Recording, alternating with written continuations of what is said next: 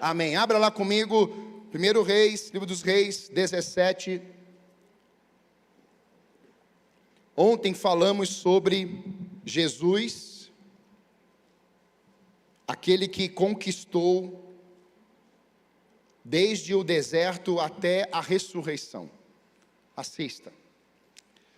Muitas vezes pensamos nesse tema, pastor, isso aí já está gasto, conquistar. Como é que a gente conquista hoje num país que o dólar está 6 e... nem sei quanto está hoje. 6,30, 6,29, 6,19. Os financeiros aí. 6,11. 6,11. Tem dinheiro investido essa pessoa que falou, certamente. Quando nós falamos de conquistar, mas aí olhamos para a subida do dólar. Aí nós olhamos para pessoas que pegam um carrinho e falam assim, olha, antes eu comprava X, agora eu não estou conseguindo comprar nem a metade com o valor. E isso nos assusta, que você vai ao mercado, você já não consegue mais comprar tudo aquilo que você planejava, que era o básico. A igreja assistiu esse ano, 2024, inúmeras famílias, foram toneladas de alimentos, distribuídos de uma forma tão assim, generosa. Contas. Eu estava no Rio Grande do Sul, amados, e uma pessoa me manda uma mensagem e fala assim, pastor querido, eu peço oração para a minha família. O meu esposo está nos Estados Unidos, ele está com uma situação, não consegue enviar nenhum recurso, e o nosso aluguel está atrasado. O senhor pode orar por nós? Eu perguntei, qual o valor? Não, pastor, ninguém pedindo ajuda o senhor, financeira. Eu falei assim, não, você não pediu ajuda, você pediu oração. Então eu fui orar, e Deus falou para eu ajudar você. Acionei a nossa ação social, que fizemos o bazar, que você veio aqui, doou roupa, doou sapato, doou um monte de coisa, o pessoal veio aqui, ficou o dia inteiro, com a Mariana aí e a tropa de elite, e aí venderam tudo aquilo, levantamos um recurso, pegamos desse valor, que já estava separado, e investimos na vida dessa pessoa. Ela foi batizada recentemente, o esposo ainda não é membro, você imagina o impacto de Deus na vida dessa família? Irmãos, ela escreveu, não foi um livro, ela escreveu uma Bíblia para mim. Eu assim, pastor, que é isso, pastor? Que velocidade é essa? Eu falei assim, nós podemos fazer isso agora. Talvez em outro momento a gente tenha que dizer, olha, espera um pouquinho. Talvez outra a gente não consegue agora, mas a gente vai dar um jeito. Amém, irmãos? Isso é conquistar, amados. É quando você chega na hora que Deus fala assim, olha, é para chegar agora, você chegou, conquistou. Quem conquista é porque anda no satélite do céu. Chegou em um lugar que o céu determinou, e o que o céu determina, a terra não elimina. Não podemos eliminar aquilo que Deus determinou no céu. E Deus tinha determinado, irmãos, que Jesus ia passar pelo deserto, iria ser tentado pelo diabo naqueles dias, 40 dias na água, ou talvez nem na água. Não dá para falar, mas estava com fome desesperadamente. Alguns estudiosos colocam que ele bebeu água, porque lá no finalzinho ele teve fome, e os anjos o serviram, fome. Então talvez ele tenha bebido água, de algum rio, um riacho, talvez chuva, não sabemos. Mas ele, de alguma forma, foi alimentado durante 40 dias pelo Espírito Santo. Esse cantou aqui hoje.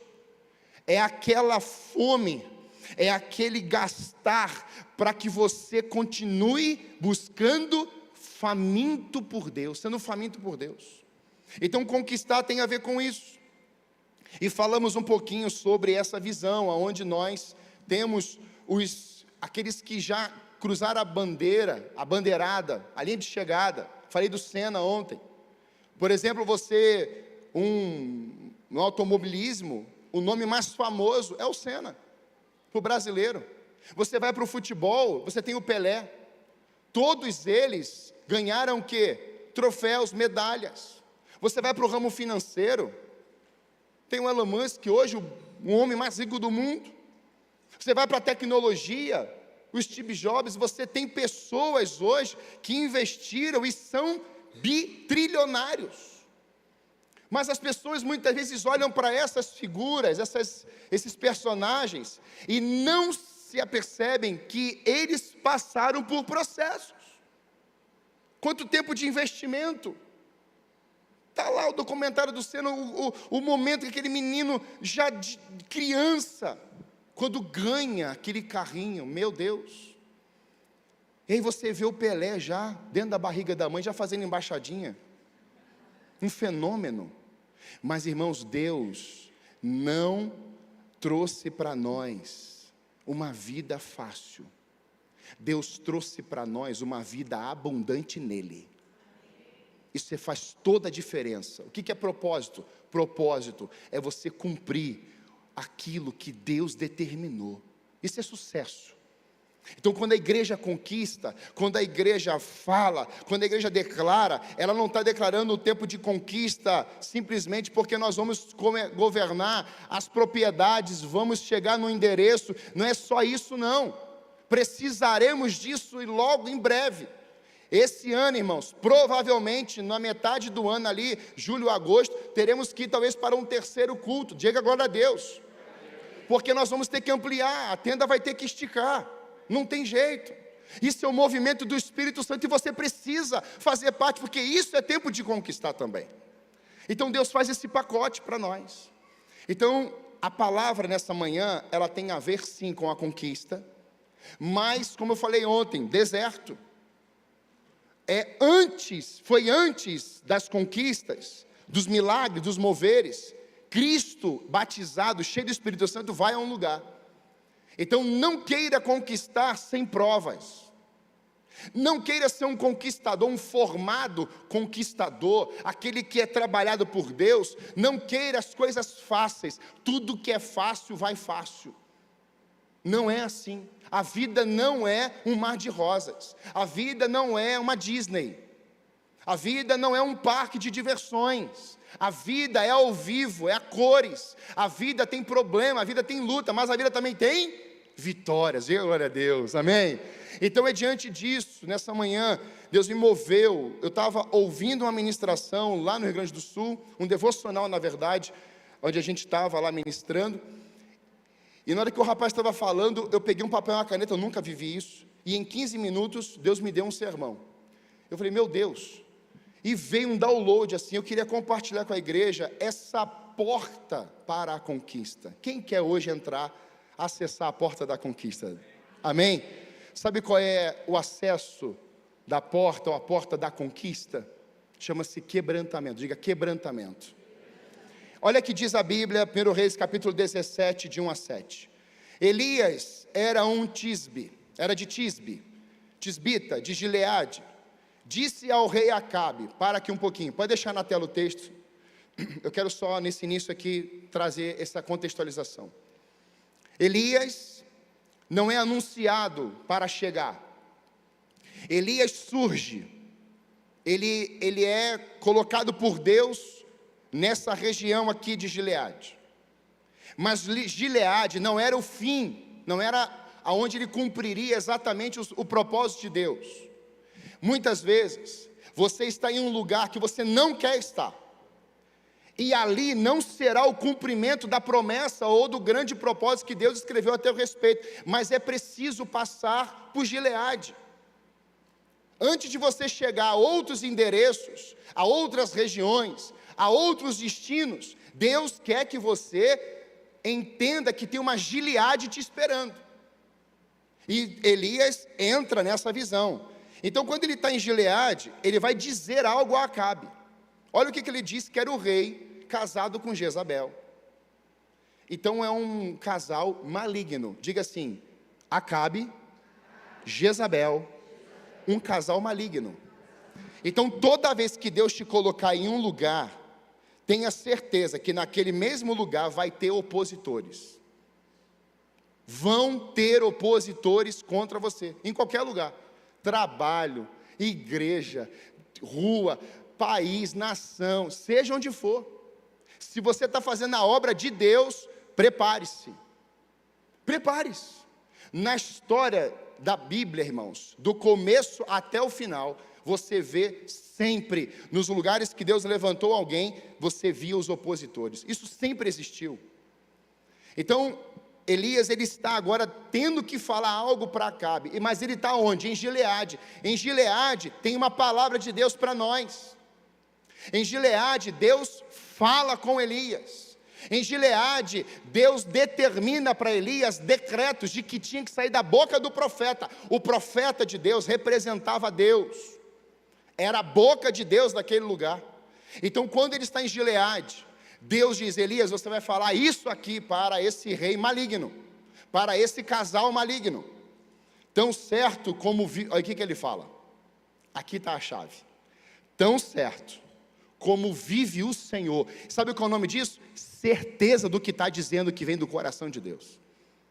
Amados, se nós queremos conquistar esse ano, temos que ter a convicção do que está no coração de Deus, não no nosso, porque o nosso coração é falho, uma hora para, é um músculo.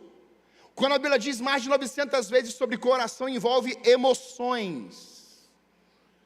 E o profeta que mais fala do coração foi Jeremias. Coração, por isso que ele é o chorão.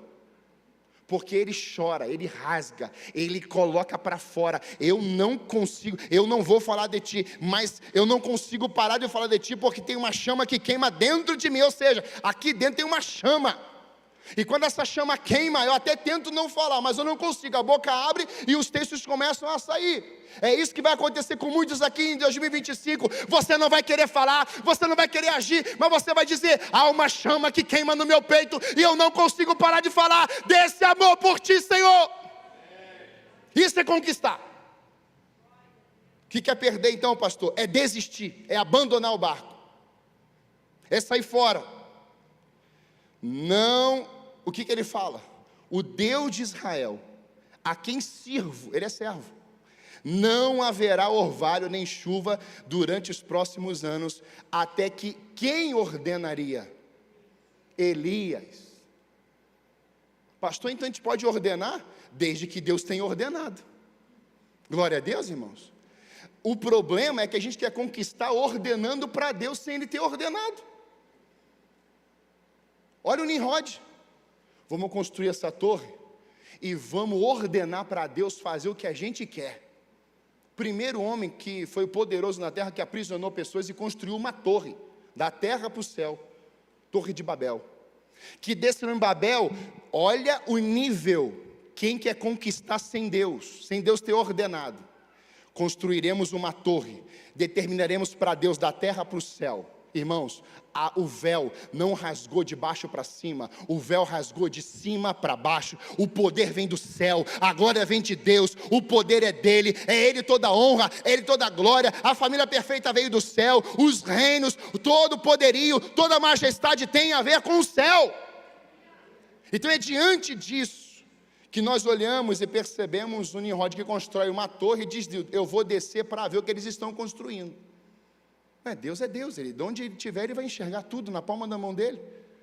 Mas porque Deus está dizendo assim, quer conquistar desse jeito, aí Deus destrói tudo e confunde tudo. É assim que Deus faz. Quando você pensa assim, eu estou conquistando, uma família ficando para trás, eu estou construindo a minha torre, filho ficando para trás, eu estou conquistando, o serviço da igreja fica para trás, eu estou vivendo minha praia, sombra, água fresca, sombrinha, é praia o tempo todo, é curtição o tempo todo, é festinha o tempo todo, é tudo o tempo todo, e aí Deus fala assim: eu não estou nisso, meu filho, você está cavando um abismo, você está rindo hoje, mas amanhã você vai chorar. Quero conquistar. Queremos conquistar tudo de qualquer jeito, porque ordenamos para as pessoas os nossos projetos e sonhos. Só que Deus que ordenou para Elias: não vai chover. Isso não nasceu no coração de Elias, irmãos. Você acha que hoje eu chego aqui e falo assim: quero dizer em nome de Jesus que não vai chover durante 3 anos e meio. No dia seguinte chove. Como é que fica a minha cara? Falso profeta. É isso aí.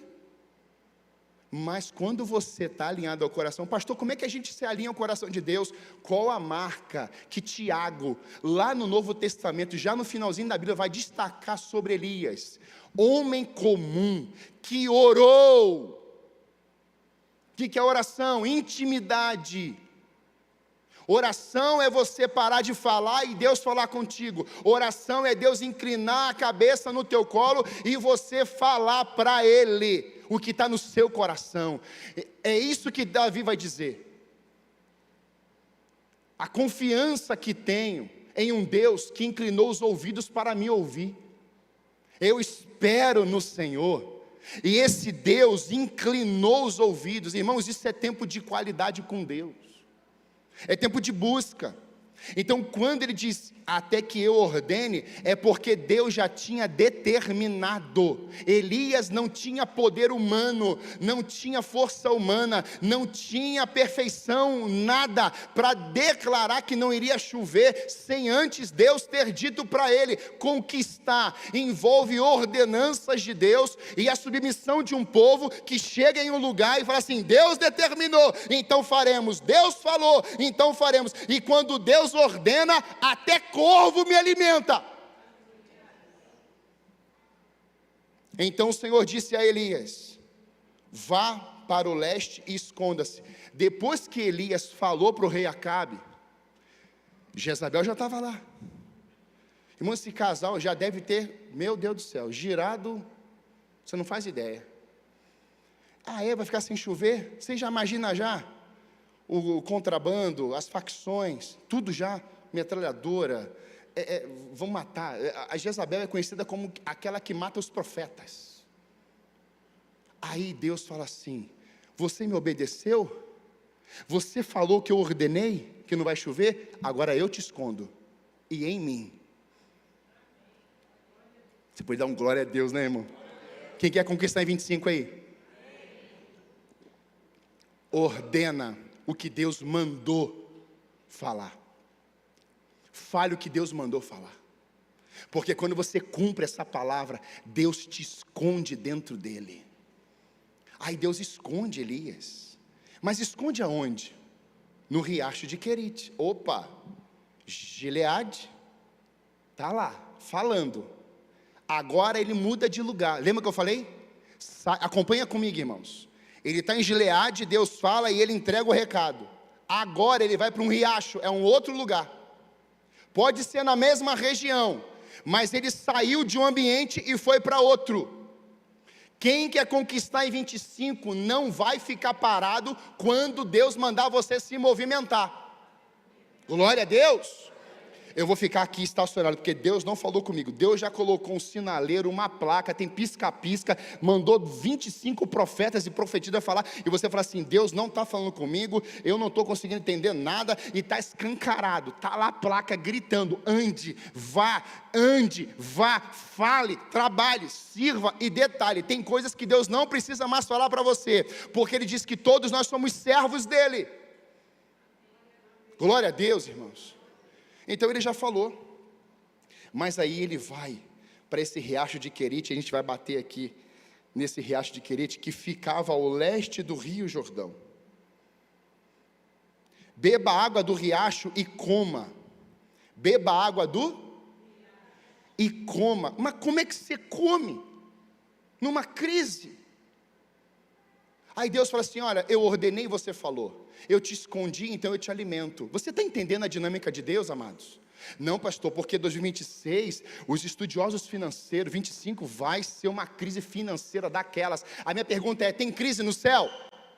Quem governa a sua vida é a crise financeira? É um presidente? É um partido? Quem governa a sua vida é o Deus Todo-Poderoso, o grande eu sou. Ele está sentado no alto e sublime trono. O nome dele é Jesus de Nazaré. É Ele que nos governa. Se você andar por um político, você vai se arrebentar, como muitos se arrebentaram, e estão se arrebentando. A igreja não foi chamada para ouvir conselho de político algum. A igreja foi chamada para profetizar sobre a vida dos políticos. E está lá Eliseu velho, já na cama, no leito de morte. E vem o rei e fala assim, o que é que o Senhor tem para mim? E ele diz, Nós estamos ouvindo pessoas porque queremos conquistar do nosso jeito, amados. Tem muito pastor que caiu e outros que estão caindo e vão cair, sabe por quê? Porque perderam o tempo, o time dessa ordem de Deus e estão olhando para as ordens humanas. Essa igreja, enquanto eu for pastor, não vai se sujeitar a políticos. Essa igreja tem recado para os políticos, essa igreja tem voz para os políticos, essa igreja tem palavra para os políticos. Eles poderão vir quem quiser, aqui nós vamos orar, abençoar a vida deles, e se tiver em pecado, Deus vai revelar, se tiver falcatrua, Deus vai revelar. Mas nós como igreja não fomos chamados para bajular políticos, não fomos chamados para alegrar políticos, fomos chamados para cumprir uma profecia na vida desses homens e mulheres. Quem está comigo em 25 assim? É essa a visão da igreja. Não, pastor, quando chegar alguém eu vou parar de falar, vamos embora. Elias fez o que o Senhor ordenou, de novo, e acampou junto ao riacho de Querite, a leste do Jordão. Os corvos lhe traziam pão e carne de manhã. Oh glória, isso é conquista, irmãos. Você está lá deitado, escondido em Deus, e nossa, começou aqui, eu sei que vai ter figurinha, eu sei. Aí Deus que está escondendo, olha só, na tua necessidade, grave bem isso, se você quiser anotar, anote. Na tua necessidade, você escondido em Deus, Deus supre, porque você está no plano dele. Boa essa, né? Então quando o estômago estava roncando, Deus estava sentindo. Quando o estômago estava ali, ó, carne, picanha. Aí Deus fala assim, corvo. Agora essa aqui você tem que aplaudir Jesus, hein? Para Elias, Deus, diga fala.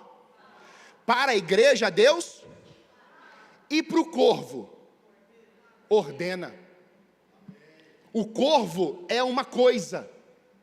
Então com a igreja Deus fala, com as coisas Deus ordena. E olha que interessante, quando Elias está no lugar certo, no riacho, tem água, porque Deus colocou água ali. Quando Elias está no lugar certo, Deus colocou o quê? Um corvo. Eu declaro, faz assim com a sua mão direita, eu declaro em nome de Jesus pela fé, que quando você estiver escondido em Deus em 25, as necessidades serão todas supridas pelo poder dele, em nome de Jesus na sua vida. Você recebe isso? Deus fala com a gente, mas Deus ordena as provisões sobre nós. Irmãos, foi Deus que disse corvo. Quem criou os animais? Quem criou os pássaros? Está lá no Gênesis. Então quando Deus falou, Elias, fica no riacho, ali era o lugar da bênção. Elias tinha uma aliança com ele, ali era o lugar da promessa, ali era o lugar que Deus estava separando para ele. Jesus, a semelhança que eu falei ontem, era o deserto, e Deus sustentou o alimento espiritual sobre ele, deu palavra, ele saiu do deserto em 40 dias.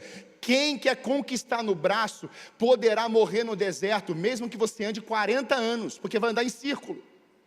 Mas quem tem palavra, quem ouviu a boca de Deus e está andando pela palavra de Deus, no deserto, no meio de um riacho, quando o teu estômago fizer um barulho, se você estiver com fome, Deus manda exatamente um corvo.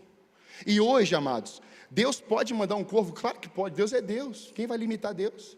Agora, quem quer ser um corvo aqui em 25? Corvo. Ah, não? Você não quer ser um instrumento de Deus? Melhorou, né? Quem quer ser aqui um instrumento? Vou melhorar, corvo é muito feio, né? Corvo é um urubu feio pra caramba também, né? Urubu também, né? Hoje é atualizado, na versão original do João aqui atualizado é corvo, é o urubu. Deus usa até o urubu, ou seja, vai usar até o flamenguista. Então quando nós ouvimos isso, a gente percebe que Deus fala com Elias, mas Deus ordenou a provisão para chegar até ele. Ei, quem está alinhado com Deus, não fica correndo atrás de provisão não. Grave isso que eu vou te falar. A igreja, o povo de Deus, não é um povo pedinte, é um povo que doa. eu sou pedinte, eu ia me dá, eu quero a minha bênção, põe na minha cabeça, apóstolo, profeta, eu estou aqui, a cabeça já está aqui, não é a cabeça não, é o joelho no chão, e as mãos erguidas, Senhor Deus, eu te adoro, eu te louvo, eu te exalto, tu és o meu Deus. Eu imagino Elias, o Senhor é Deus, significa seu nome, e Elias naquele riacho ali, adorando o seu Deus, orando a Deus, e de repente vem um corvo e coloca a comida. Você acha que Elias pegou da boca, do bico dele lá? O corvo colocou dentro da boca dele. Os corvos lhe traziam pão e carne de manhã e à tarde, ou seja, eu vou te alimentar o dia todo. Bebi água do riacho, e depois de algum tempo, porém, o riacho secou, pois não caía chuva em parte alguma da terra. Elias, ele carregava uma mensagem. Essa mensagem tinha um conteúdo muito forte, diante do rei Acabe e da rainha Jezabel, como eu te falei. E sabe, Jezabel e Acabe, eles vão construir um templo, um ambiente para adoração a Baal. Se você ler lá pelo rei 16, Jezabel, patrocinada por Acabe, mostrou-se dedicada em exterminar profetas do Senhor e eliminar a adoração a Yahvé. Então qual é a oposição que o diabo levanta para a igreja não conseguir conquistar os planos de Deus? É mudar o foco da adoração. O diabo diz: se você me adorar, eu te darei todos esses reinos. E o que Jezabel, não muda a estratégia, amados, não muda, é a mesma, só muda o nome. E o que Jezabel e Acabe vão fazer? Vamos trocar, a adoração que é para Yahvé, vamos ter que mudar agora, porque somos pessoas usadas para o maligno. Eles eram isso naquele tempo, e Elias está no meio disso tudo, porque Elias vem reposicionar um povo que estava dividido. Se você ler os capítulos anteriores, 15, 16, você vai ver uma nação dividida, rei sendo levantado, todos os reis ruins.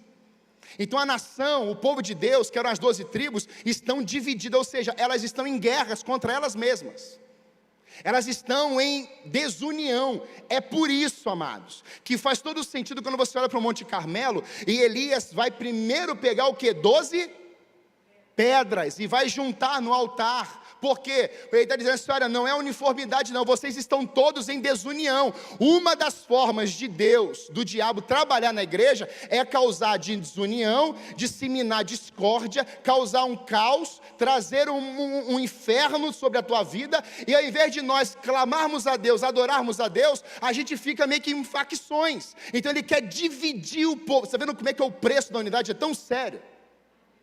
Porque é tão séria, porque a Trindade foi unida, ela é unida, é o Pai, o Filho e o Espírito Santo. O Pai promoveu o Filho promoveu o Espírito Santo promoveu a vinda de Jesus, a volta dele.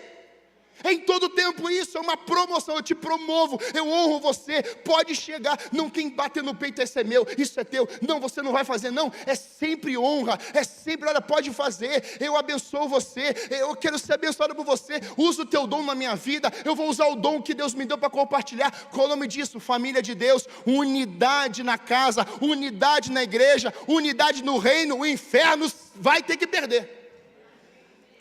E aí é lindo, porque quando a gente para pensar nesse levantar das rochas, Elias está falando assim: vocês estão todos divididos. Então a primeira coisa, não é nem chuva e nem fogo. A primeira coisa é a unidade. Quer conquistar em 25? Vamos nos unir. Vamos viver juntos um projeto de Deus. Glória a Deus. A Bíblia trabalha algumas imagens, como eu te falei, a respeito de Gileade.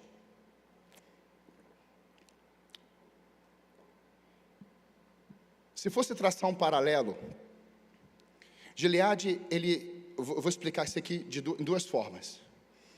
Se fôssemos traçar um paralelo com as duas naturezas, humana e a de Cristo, teríamos duas ações na mesma cidade, no mesmo habitat.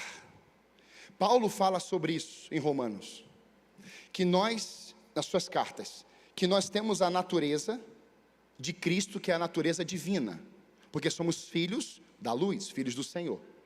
Mas você agora tem um corpo glorificado? Não tem. O seu corpo é um corpo que, se você não passar um desodorante, ele é podre.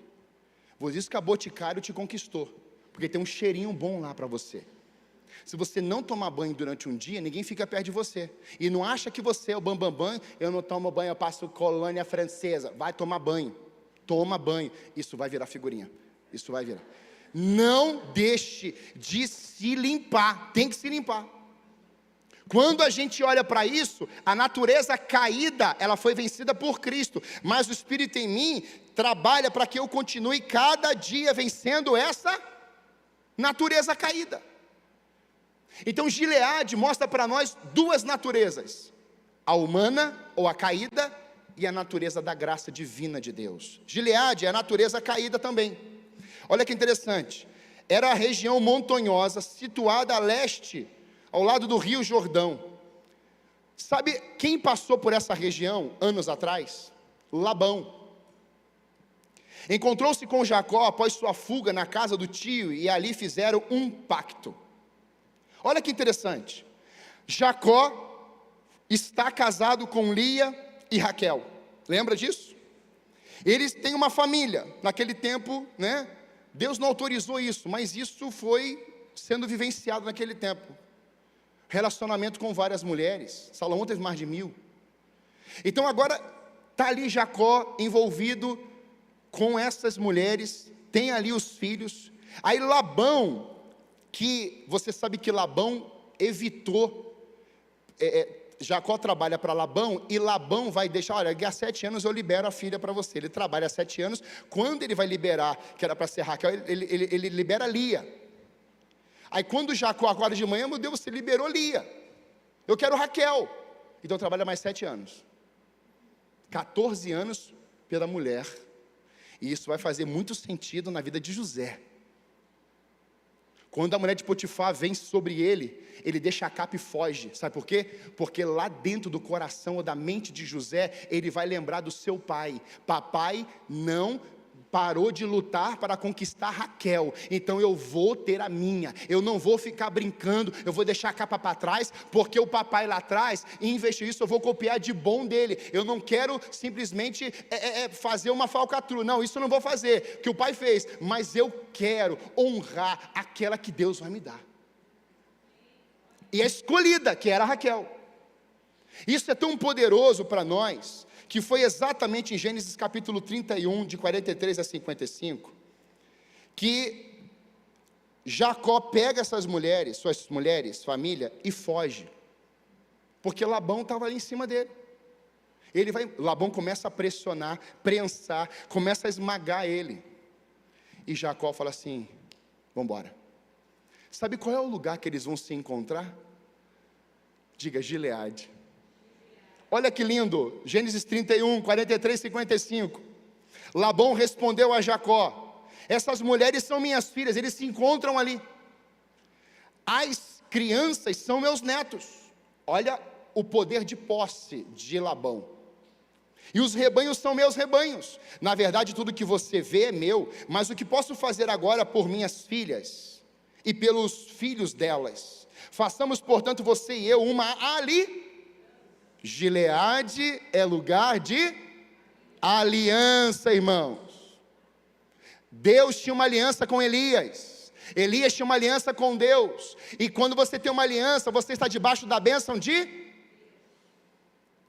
que sirva de testemunho do nosso compromisso. Então Jacó, que poderia brigar com seu sogro, que poderia enfrentá-lo, Jacó vai dizer, eu pego uma pedra, e a colocou em pé como monumento, mesma cena de Elias lá no Carmelo, pedra, rocha. Em seguida disse aos membros de sua família, juntem algumas pedras, mais pedras. Que pedras significam o que na Bíblia? Pessoas, pedras vivas, somos nós. Eles pegaram as pedras e as amontoaram, isso era um altar.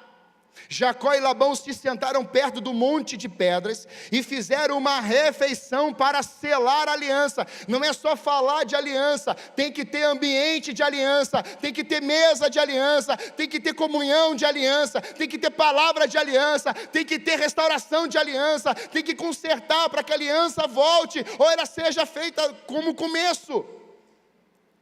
A fim de comemorar a ocasião, Labão chamou o lugar de Jegar-sa adulta, e Jacó o chamou de Galeede.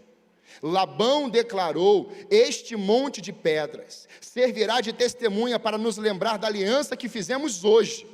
Isso explica porque o lugar foi chamado de Galeede. Também foi chamado de Mispá, pois Labão disse: vigie o Senhor a você e a mim, para garantir que guardaremos esta aliança quando estivermos longe um do outro. Mesmo longe haverá um memorial de fé. Mesmo distante, nós vamos caminhar na aliança. Quando você sai desse culto, quando você vai para a sua casa, quando você faz uma viagem, nós continuamos em aliança, amém, irmãos? Então, se levantar alguma coisinha estranha, alguma palavra, alguma insinuação, você tem uma aliança com Deus e com o povo. Não fique ouvindo pessoas que não falam totalmente como que está a sua vida. A minha vida é um livro aberto. Pode ver minhas finanças, pode ver como é que está minha casa, pode ver como é que está meu casamento, pode ver tudo. Ouça o que a Débora diz, ouça o que as minhas filhas dizem. Tem gente que finge que tem aliança, mas fala o que está na ferida da alma, do coração. E aí de cima aqui, vai disseminando aqui, vai falando aqui, vai contaminando aqui. E tem gente imatura que ouve e guarda, e não vem buscar se é verdade ou mentira. Isso tem acontecido, irmãos, em todos os lugares, seja na casa, entre as famílias, igreja, trabalho, em qualquer lugar acontece. Vem cá, você falou de mim? Você está falando do fulano de tal? A Bíblia diz que a gente tem que colocar um de frente para o outro, e aí vai sair a verdade. Quem quer viver isso em 2025? Não seja promotor da discórdia ou da maledicência, seja um promotor da paz. O texto vai discorrendo, dizendo exatamente que foi nesse lugar, em Gileade, que as pessoas com ressentimentos chegaram. Falhas, diferenças, mágoas, fugidas, revelando um gosto amargo e azedo. No entanto, há um resultado, um testemunho nesse lugar. As pessoas vão chegando em Gileade de um jeito. Você carrega tristezas, amarguras, feridas, traumas. Alguém falou palavras ofensivas a você. Você carregou traições ou carrega. Você foi guardando, depositando esses lixos dentro de você durante muitos anos. Olha quantos anos Jacó levou para voltar na sua confusão com Esaú, de roubar a bênção. 20 anos. Quando Jacó está voltando, Jacó está colocando, sabe o que na frente? Presentes. 20 anos depois. Esse ambiente, amados, foi um ambiente onde Labão e Jacó se encontraram, mas tinha algo azedo. Quer conquistar em 25? Dá uma passadinha em Gileade, procura um riacho de Querite e deixa lá. Tem um riacho de Querite esperando a gente hoje, diga glória a Deus. As mágoas foram ali, mas ao mesmo tempo nós temos a natureza divina. Gileade foi um lugar do altar levantado a Deus, da aliança, da restauração, testemunho, compromisso. E é por isso que o profeta Jeremias vai destacar no capítulo 8, 22, ao falar de Gileade também: porventura não há bálsamo em Gileade? Ou não se acha já médico? Por quê? Pois não se realizou a cura da filha do meu povo. Com isso, irmãos, Gileade, que também simboliza esse lugar de amargo, esse lugar do ressentimento, onde vai ser tratado, algo vai ser deixado como lixo, como confusões, intrigas, divisões, e vai levantar um altar, e vai ter a restauração, e a aliança vai permanecer. Em Gileade também, Jeremias destaca o profeta que vai falar sobre o coração. Em Gileade também não é um lugar onde tem bálsamo, que cura. Gileade é um lugar de cura, de restauração, esse perfume, esse aroma, e ele está falando, irmãos, um apontamento profético na vida de Cristo, aonde nós, irmãos, que temos essa natureza pecaminosa, nós somos pessoas ruins, difíceis, quando a graça entra em nós, esse bálsamo, esse óleo, o Espírito Santo vai entrando na minha vida, essa graça poderosa vai quebrando esse jugo, vai desfazendo essa carnalidade, vai arrancando de nós tudo que é tóxico, tudo que é aquilo que é maligno, tudo que é pecado, tudo que são trevas, vão arrancando, ele vai tirando, e nós vamos crescendo de glória em glória, a nos tornarmos semelhantes como Jesus. Quem está entendendo isso aqui? Dá um glória a Deus, por favor. E é por isso que o apóstolo Paulo vai declarar a sua carta aos Colossenses: revistam-se de nova natureza, e sejam renovados à medida que aprendem a conhecer, Colossenses 3, 10 a 17, seu Criador, e se tornem semelhantes a Ele. Nessa nova vida, não importa se você é judeu ou gentio, se é circuncidado ou incircuncidado, se é inculto ou incivilizado, se é escravo ou livre, Cristo é tudo o que importa e Ele vive em todos, visto que Deus os escolheu para ser o seu povo santo, amado. Revistam-se de compaixão, bondade, humildade, mansidão, paciência, sejam compreensivos uns aos outros, perdoe quem os ofende, lembre-se de que o Senhor os perdoou, de modo que vocês também devem perdoar. Acima de tudo que ele disse, revistam-se do amor que une todos nós em perfeita harmonia.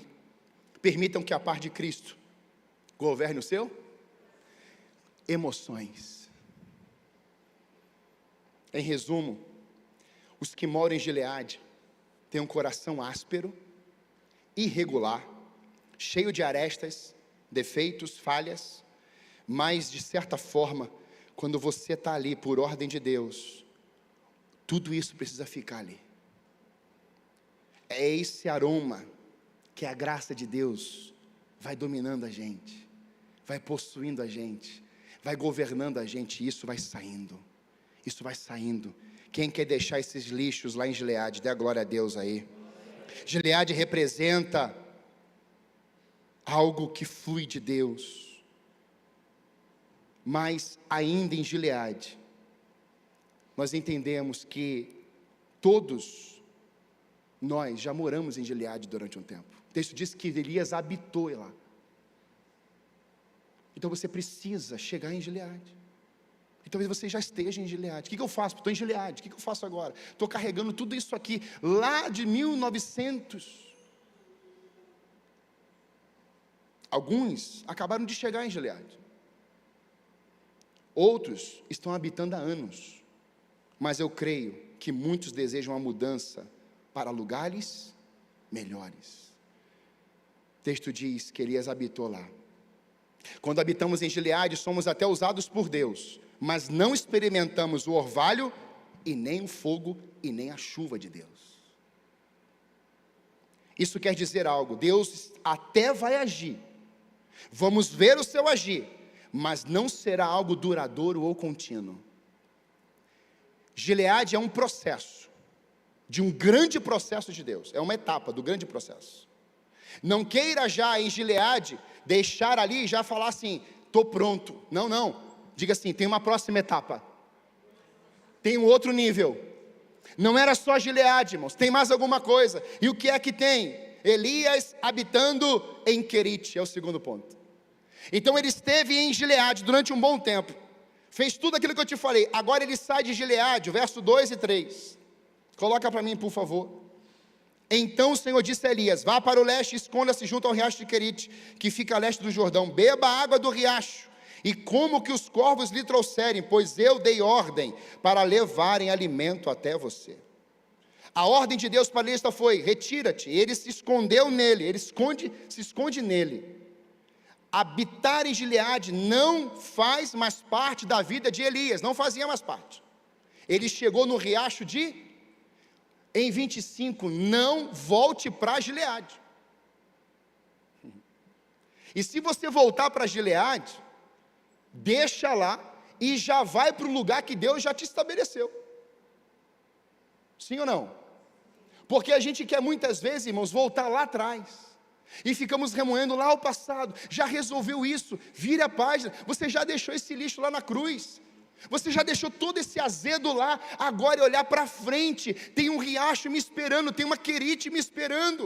Você será transformado pelo Espírito de Deus também em querite. O ribeiro de Querite, irmãos, é lindo, porque o ribeiro de Querite não tem a ver com multidão. O ribeiro de Querite tem a ver com você a sós com Deus. E Querite vai nos mostrar uma coisa importantíssima, porque era um lugar afastado dos homens, longe das cidades, das pessoas em geral, do barulho, da correria, e totalmente disponível para o Senhor, nesse lugar retirado de tudo e de todos. Elias está chegando em Querite por uma ordem de Deus, e ao chegar em Querite, Deus estaria trabalhando na vida do profeta, antes do orvalho, antes do fogo e antes da chuva. Habitar em Querite abria a possibilidade de Deus agir de uma forma profunda e personalizada e marcante no coração de Elias.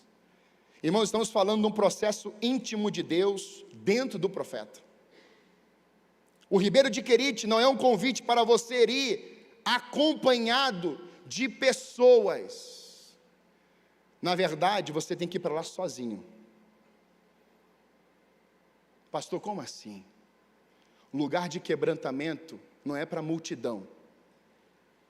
Não começa na multidão. Vou reformular isso. O lugar de quebrantamento começa Deus em uma vida. Não, nós vamos mudar tudo. Começa Deus em você, em mim. Aí nós nos juntamos. Então Querite não é exibicionismo. Falei isso ontem.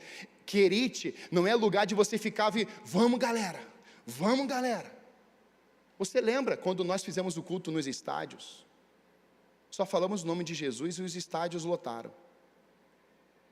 Mas não é lá, irmãos. Lá não é Querite individual. Querite é Mateus 6. Entra no teu quarto, fecha a tua porta, e o Pai que te vê em secreto te recompensará. Elias estava no riacho de Querite, só ele e Deus. Quem está entendendo isso aqui?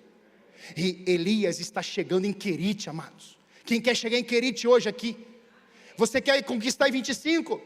Tem um Querite te olhando, tem uma Querite te chamando, tem um rio, um riacho de Querite diz assim: vem, eu vou fazer você experimentar algo aqui. E você vai sair daqui, e você vai ver para onde é que eu vou te levar, as experiências que eu vou derramar sobre você. Tem Gileade, mas o próximo passo é Querite. Não queira acelerar no processo que Deus tem suas etapas. Nós entramos lá no tempo de integrar, e estamos chegando no tempo de conquistar. Meu Deus, quantos Gileade nós vivemos. Meu Deus, quantos momentos nós chegamos no riacho de Querite. E agora pastor, agora é fácil. Não é fácil não, ainda tem Gileade para muitos, ainda tem um riacho de Querite para muitos, mas eu já posso ouvir o som do barulho de uma chuva pesada. Eu posso ver o altar levantado, o fogo de Deus incendiando esse altar, essa grande conquista. Mas tem Gileade, mas também tem um riacho de Querite. Dentro do Querite nós nos escondemos, irmãos. Meu Deus, meu corpo está pelando, porque isso queima no meu coração. Nós queremos, irmãos, ir para vários mananciais, mas Deus não quer que você vá para o oceano primeiro. Antes tem um riacho de Querite. Davi está lá sozinho com as ovelhas, era o riacho de Querite dele. E Abraão também, o pai da fé. O Querite de Jesus, deserto. E o meu Querite, e o meu riacho. Querite, o riacho de Querite é um lugar de solidão espiritual, Maico. Deus me falou isso aqui. Somente se dispõe a habitar nesse ribeiro os que anseiam ser transformados em novas pessoas. Fome e sede. Por quê, pastor? E aí, o riacho de Querite significa uma palavra: quebrantamento. Irmãos, não há conquista sem quebrantamento. Sua família terá muita dificuldade quando o orgulho, a soberba, o individualismo, o ressentimento não ficar em Gileade e não for encharcado pelas águas do Espírito Santo de Deus, mergulhado no Espírito Santo de Deus. Para Elias ser um profeta vencedor e conquistador, era necessário ser um homem quebrantado. A Bíblia diz que Elias foi habitar junto a esse riacho. Habitar significa permanecer, morar, vivenciar completamente todos os aspectos de um quebrantamento integral. O quebrantamento não é uma experiência rápida, passageira, de flash, onde entra de um lado e a pessoa sai rápido do outro. Não.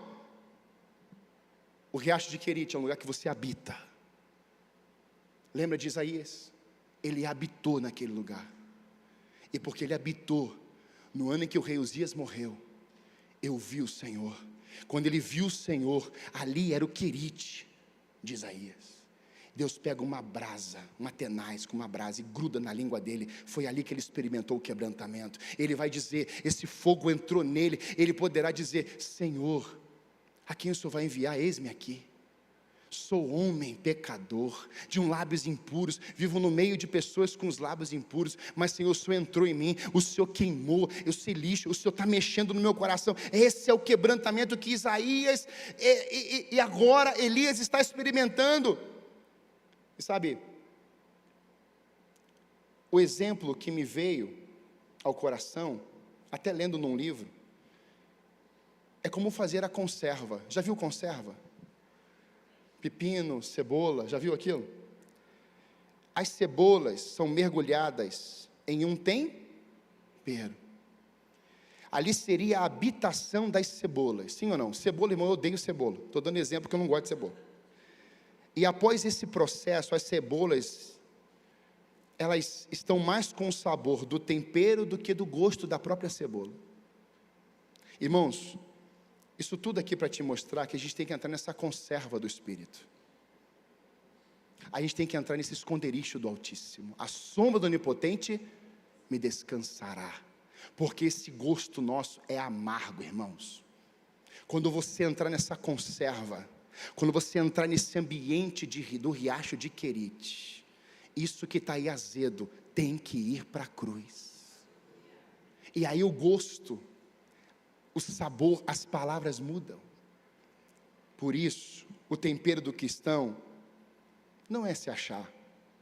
O tempero do cristão não é pular etapas. O tempero do cristão tem a ver com quebrantamento. Quanto mais a gente estiver encharcado, esse quebrantar. Ontem eu estava aqui vendo isso. O quebrantamento no coração de algumas pessoas. Pastor, e a gente conquista quando? 1 Reis, a equipe pode se preparar. 1 Reis, capítulo 18, coloca para mim. Quem está entendendo de Gileade aí? Diga amém. Quem está entendendo do riacho de Querite? Lugar de quebrantamento. Ali eu sou tomado pelas águas do Espírito, encharcado por Deus. Aí a gente fala assim, e agora? O que é que vem agora? O que vem agora, você nunca viu.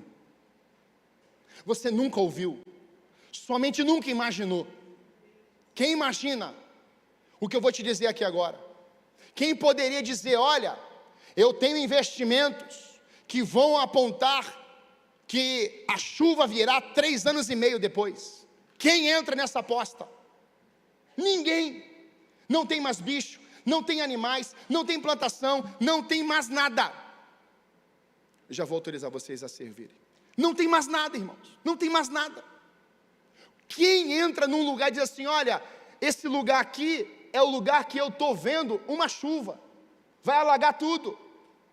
Irmãos, no riacho de Querite, Deus estava fortalecendo Elias, tratando o profeta, que vai chamando o profeta do fogo. Elias é esse profeta, irmãos, que está caçoando no Monte Carmelo, porque aqueles profetas de Baal estavam lá gritando no sol quente, dizendo para que houvesse uma resposta dos deuses, deles. Irmãos, Elias está zombando deles. Você está entendendo quem devia ser Elias? E aí, não vai descer não? Irmãos, Elias devia estar, meu Deus do céu, aprontando lá, no bom sentido. Ei, faz fogo aí. Vocês são tudo ruim mesmo, hein? Irmãos, Elias passou pelo processo. Quando você passa por Gileade, passa pelo rio de Querite, o quebrantamento te governa, e você se alinha com Deus, ao ponto de você saber que a chuva está voltando. Elias pega e fala assim: servo, vai lá fora e vê na montanha, dá uma olhada para o céu, o que você está enxergando lá? Olha o que diz o texto. Na hora costumeira de oferecer o sacrifício da tarde, o profeta Elias se aproximou do altar e orou: o Senhor Deus de Abraão, Isaque e Jacó, prova hoje que és Deus em Israel e que eu sou teu servo. Prova que fiz tudo isso por ordem tua.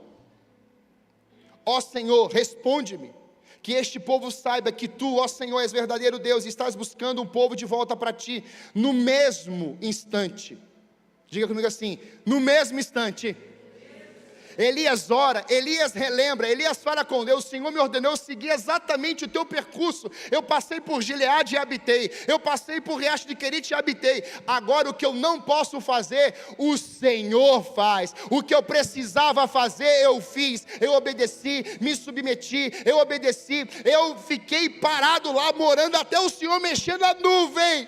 E agora, Senhor, o que o Senhor prometeu, o que o Senhor falou, que eram 3 anos e meio, tem que acontecer. O Senhor que disse. O texto diz que quando ele acaba de orar, o texto vai falar, claro, está escrito porque é bom demais. No mesmo instante, fogo do céu desceu e queimou o novilho, encheu aquele lugar de fogo. Irmãos, Elias, ele construiu aquele altar, ele encheu aquele ambiente de água, ele colocou ali lenha, e Elias faz uma oração para a senhora: não tem só o Gileade, não tem só o Riacho de Querite, tem altar para ser construído ainda. Então Elias está mostrando as etapas: Gileade, Riacho de Querite, tem que mostrar para toda a nação. Mas começou com um homem, um coração, um profeta, que tinha uma mensagem comum para um tempo incomum, e esse homem, irmãos, constrói esse altar. Esse homem ora, porque tinha intimidade antes de Gileade, em Gileade, no Riacho de Querite, e agora ele diz: Senhor, responda o teu servo, eu cumpri tuas ordens. Deus, fogo. Quer ser uma igreja incendiada em 25? Diga: eu quero.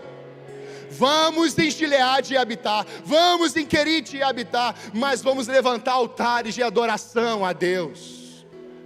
A equipe pode servir. O maior altar já levantado foi a cruz. E a maior prova da graça de Deus é em João capítulo 4. Uma mulher samaritana, uma mulher rejeitada pelos judeus, vindo das misturas das nações. Essa mulher chega até o poço. Só que quando ela chega até o poço, que ali seria o Gileade dela, o que gera quebrantamento chegou primeiro. O que lançaria sobre si as amarguras, o azedo daquela mulher, chegou primeiro. Paulo vai declarar isso: não fostes vós que me escolhestes, mas eu vos escolhi a vós. Não foi vocês que me amaram primeiro, eu amei vocês primeiro, e dei a minha vida em resgate de muitas, porque Ele deu o único Filho. Irmãos, Jesus Cristo passou por momentos desafiadores. Ele está no Getsemane sendo prensado. Ali era o lugar do azedo. Ali era o lugar da prensa, aonde o seu discípulo, que era o líder do time, o nega 3 vezes. Onde Judas vai traí-lo com um beijo no rosto. Havia um ambiente azedo contra Cristo. E Jesus vai dizer: Senhor, meu Pai, se possível, afaste de mim esse cálice da morte. Mas, aí é que entra o quebrantamento, a visão de Deus, o cumprimento da ordem de Deus, que seja feita a tua vontade. Amados, vão ter momentos nesse ano que a gente vai pensar em desistir. Passa de mim esse cálice, passa de mim esse cálice, passa de mim esse cálice, vai passando. Mas, você tem que ter esse mais. Mas, Senhor, que seja feita a tua vontade. Eu não quero abrir mão, Senhor. E aí a maior conquista para nós é que Ele não parou no Getsemane. Ele não parou no lugar de prensa. Ele vai ser parado lá na cruz. E quando Ele é parado na cruz, alguém passa e diz: tu não és o Cristo, o Todo-Poderoso? Desce daí. Olha a tentação do diabo. Resolve esse problema teu. E Jesus: Pai, a ti entrego o meu espírito. O momento da minha morte sou eu que oferto para ti. Não vão ser eles que vão determinar isso. Eu é que me entrego. Amados, a gente tem altar para levantar a Deus esse ano. E nós precisamos ter essa mesma essência. Senhor, não é a terra que vai determinar para mim o que eu devo ou não fazer. Eu tenho que cumprir com o teu plano escrito. Porque a conquista de Cristo ainda não tinha chegado. A conquista de Cristo, ela não tinha chegado ainda. Porque ali era a morte. Na verdade, irmãos, para chegar na conquista, houve uma separação, como eu disse ontem. O pai se separa do filho pela primeira e única vez. Você tem noção disso? Desde antes da fundação do mundo, na eternidade, o pai e o filho sempre juntos. E o Espírito Santo. Mas lá, a conquista implicaria em Deus deixar o filho. Porque Deus é luz e não há nele trevas. Então Deus não poderia se contaminar com os pecados que Jesus trouxe sobre ele. A iniquidade de nós todos. Então o pai diz: agora, por isso que Davi escreve: por que me abandonaste? Por que Jesus está dizendo na cruz: por que me abandonaste? É que o pai está em silêncio. E o pai diz: eu não posso estar com você agora. Mas daqui a pouco a gente vai estar. Vão ser só 3 dias. Só 3 dias. E aí você sabe, o silêncio na sexta-feira, o silêncio no sábado. Mas domingo, Maria Madalena vai até lá. E ela vai ver, preocupada com o túmulo fechado. Quem vai abrir? Quando ela chega lá, o túmulo já está aberto. Porque Deus não precisa de homem algum. Não precisa, nós é que precisamos dele. Deus abre aquele túmulo de dentro para fora. E Cristo ressurreto entre as nações é levantado em glória e poder. Anda por aquele terreno durante 40 dias. E declara: o Espírito vai descer. Parou em Jesus ressurreto? Não. Ele enviou o outro Consolador, que não é melhor nem pior, é o mesmo, que tem a mesma essência. Então o Espírito Santo vem e governa a igreja. Para quê? Para resistirmos os dias maus, chegarmos em Gileade, chegarmos no riacho de Querite, mas também em nome de Jesus vermos o fogo caindo do céu, vermos a chuva voltando sobre a terra. Eu declaro em nome de Jesus, em 25, há uma chuva, há torrentes de Deus, Deus rompendo os céus e derramando essas chuvas sobre nós, porque iremos levantar altares de exaltação a Deus, não vamos pular etapas. E a grande conquista, irmãos, a grande conquista, eu creio nisso, é quando essa chuva chegar e podemos ver as grandes colheitas, pessoas confessando Jesus, famílias sendo restauradas, porque tem um povo antes, como Elias, passando pelos lugares que não são comuns. Mas eu quero estar aqui, eu quero deixar esse azedo, eu quero ser tratado. Deus quer que você saia daqui hoje como um formador de conquistadores. Deus quer que você saia daqui hoje como um formador de discípulos. Ide por todo mundo, pregar o evangelho a toda criatura, batizando em nome do Pai, do Filho e do Espírito Santo, e ensinando-as. Irmãos, você tem que sair daqui em cada culto como um formador de discípulos, alguém apaixonado por almas, alguém que investir em gente. e dizer: eu vou conquistar a minha família para Jesus, eu vou conquistar a minha casa para Jesus, eu vou conquistar o meu bairro para Jesus, eu vou conquistar essa cidade para Jesus. Quem aqui quer ser um conquistador em 25? Dá um glória a Deus aí. Fica de pé no seu lugar.